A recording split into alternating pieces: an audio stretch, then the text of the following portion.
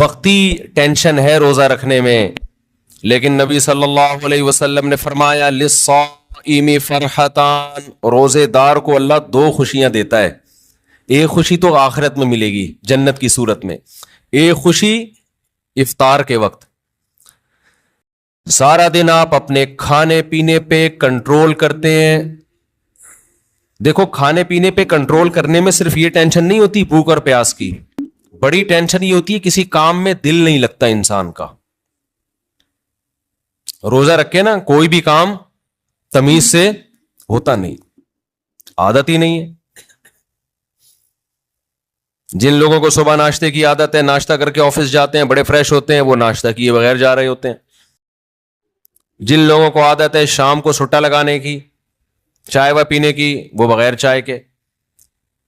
تو زبان خشک اور وہ آہستہ آہستہ، باڈی کی تو ضرورت نہیں ہوتی اتنا کھانے پینے کی، لیکن عادت. تو لائف کہتے ہیں نا بورنگ لائف ہو جاتی ہے، بور ہونا شروع ہو جاتے ہیں، کسی کام میں دل نہیں لگ رہا. لیکن جب اللہ تعالی ہمیں افطاری کے دسترخوان پہ بٹھاتے ہیں، چند نوالے پیٹ میں اترتے ہیں، کیسی طبیعت فریش ہو جاتی ہے. یہ عام دنوں میں طبیعت میں یہ لذت انسان محسوس نہیں کرتا. تو اللہ نے کیا فرمایا، نبی نے کیا فرمایا کہ ایک روزے دار کو جو خوشی ملے گی وہ آخرت میں ملے گی، اور ایک خوشی دسترخوان پہ جب وہ افطار کرتا ہے وہ بھی بڑی مزے کی خوشی ہوتی ہے. اور میں آپ سے ایک گزارش کرتا ہوں، اس کا مذہب سے براہ راست تعلق نہیں ہے، میڈیکل سائنس سے ہے، لیکن مذہب بھی صحت کو کی ترغیب دیتا ہے نا صحت بنانے کی. رمضان میں ایک کام آپ کر لیں، تھوڑا کھانے پینے پہ کیا کر لو میرے بھائی، کنٹرول کر لیں. ہوتا یہ ہے کہ صبح سحری سے لے کے رات تک، مغرب تک جب ہم بھوکے پیاسے رہتے ہیں، ہماری باڈی کا فیٹ ختم ہونا شروع ہوتا ہے، باڈی نتھرنا شروع ہوتی ہے، جسم کی زکوٰۃ نکلنا شروع ہوتی ہے، جسم فریش ہونا شروع ہوتا ہے. اس کے بعد جو حساب کتاب افطار کے وقت میں پھوڑنا پھاڑنا ہوتا ہے، اس سے باڈی کی ایسی کی تیسی ہو جاتی ہے. رمضان میں ہارٹ اٹیک کے واقعات میرا خیال ہے عام دنوں سے زیادہ ہی ہوتے ہیں. بھائی اللہ میاں نے کھانے کی چھٹی دی ہے، پھوڑنے کی چھٹی، کھانے اور پھوڑنے میں کیا ہے بولو، فرق ہے. نبی صلی اللہ علیہ وسلم نے فرمایا بدترین برتن جس کو بھرا جائے نا وہ انسان کا پیٹ ہے. کوئی برتن فل بھرا ہوا اللہ کو اتنا برا نہیں لگتا جتنا انسان کا پیٹ برا لگتا ہے اللہ کو. میں نہیں کہہ رہا کہ حرام ہے زیادہ کھا لیں آپ، حلال حرام کی بات نہیں ہے، ناپسندیدہ شریعت کی نظر میں بہرحال ہے،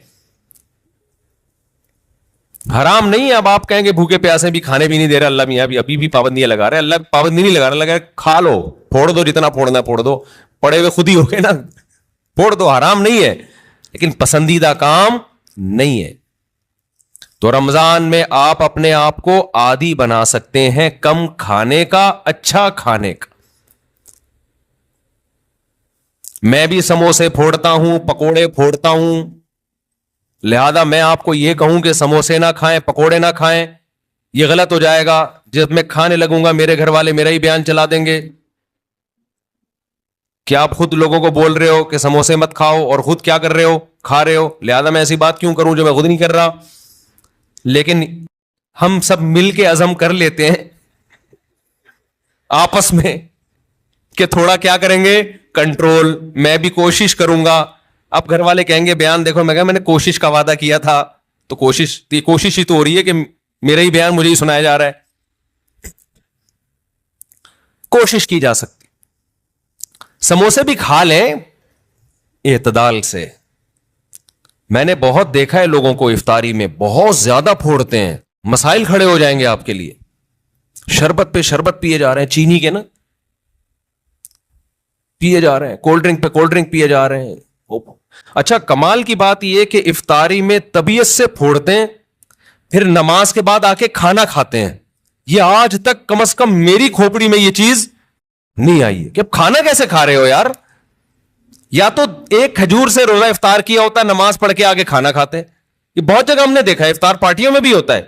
پہلے افطار پارٹی میں کیک، پیسٹریاں، سموسے، پکوڑے اور چکن اور کیا کچھ ہوگا، وہ کھانے کے بعد چلو جی اب جماعت سے نماز پڑھے، اب کھانا لگا ہوا ہے.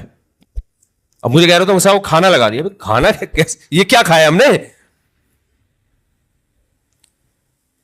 بھائی؟ ایک آدمی نے کم از کم 6 سموسے کھائے ہیں اور اتنے پکوڑے کھائے ہیں، تو اب کھانا کیا؟ تو لوگ کہتے ہیں کھانا روٹی سالن کو کہا جاتا ہے اور چاول کو کہا جاتا ہے. یہ جو ہم نے کھایا ہے کھانے سے پہلے، جو نماز سے پہلے افطاری میں، یہ روٹی سالن نہیں تھا. یہ سموسے، پیسٹریاں، پکوڑے اور پتہ نہیں رول اور کیا کیا چیزیں آ رہی ہیں، یہ تو وہ تھا. پیٹ جو ہے نا، پیٹ، اس کو نہیں پتا کھانے کی ڈیفینیشن ہندوستان اور پاکستان میں کیا چل رہی ہے اس وقت. پیٹ یہ دیکھتا ہے کہ اوپر سے کوئی چیز آ رہی ہے، اس کو ہضم کرنا شروع کر دو. پیٹ اسی کو کھانا کہتا ہے. نہیں آئی بات میرا خیال ہے.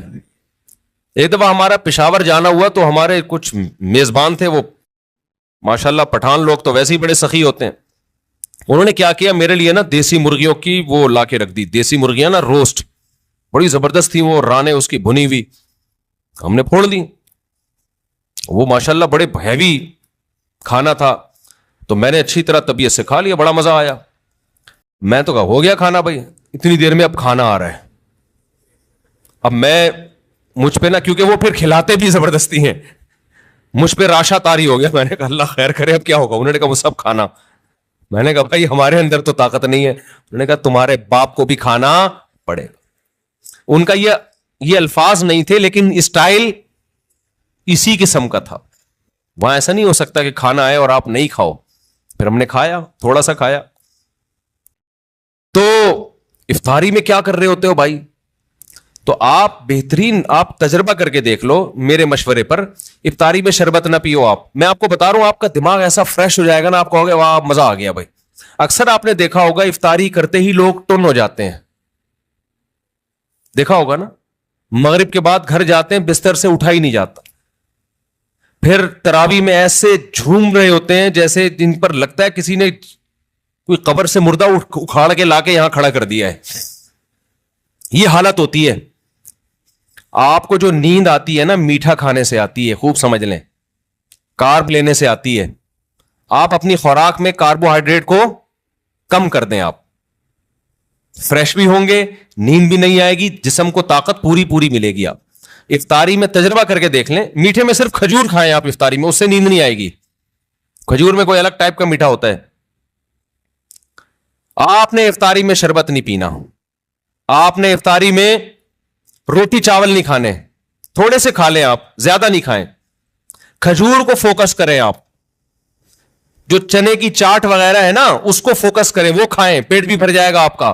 سفید چنا نہیں آتا اور کالا چنا، اس کی کوئی مزے کی چاٹ یا لوبیا کی چاٹ بنا کے وہ پھوڑ دیں آپ، پیٹ بھی بھرے گا آپ کا. لیمن پی لیں، لیمن، لیمو کا تھوڑا سا، بے شک تھوڑی بہت چینی ڈال، وہ بغیر وہ اس کے پیا نہیں جاتا. شہد ڈال دیں اس میں تو زیادہ اچھا ہے. وہ پی لیں آپ اپنے خرچے پہ. یہ سارے کام اپنے خرچے پہ کرنے ہیں. ایسا نہ ہو مجھے فون کر رہے ہو ہم نے آپ اتنا کچھ انتظام کر لیا ہے، پیسے بھجوا دیں. تو کھجورے پھوڑ دیں آپ افطاری میں، اور چاٹ واٹ سے پیٹ بھر لیں آپ. یہ چنے کی چاٹ وغیرہ سے نا، دہی بڑے وغیرہ سے، اس سے پیٹ بھر لیں آپ. تو آپ کو نیند نہیں آئے گی، آپ فریش ہو جاؤ گے، طاقت بھی پوری ملے گی آپ کو.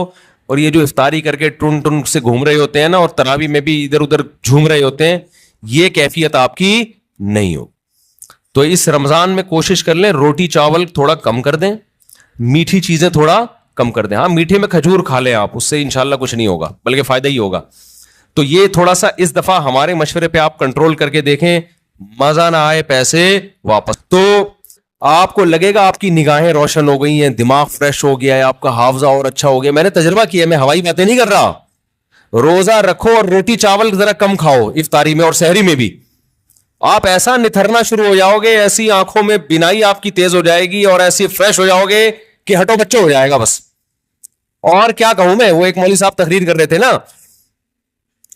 نہیں وہ ان کی تقریر سنا رہا میں آپ. تو وقت بھی پورا ہو گیا ہے.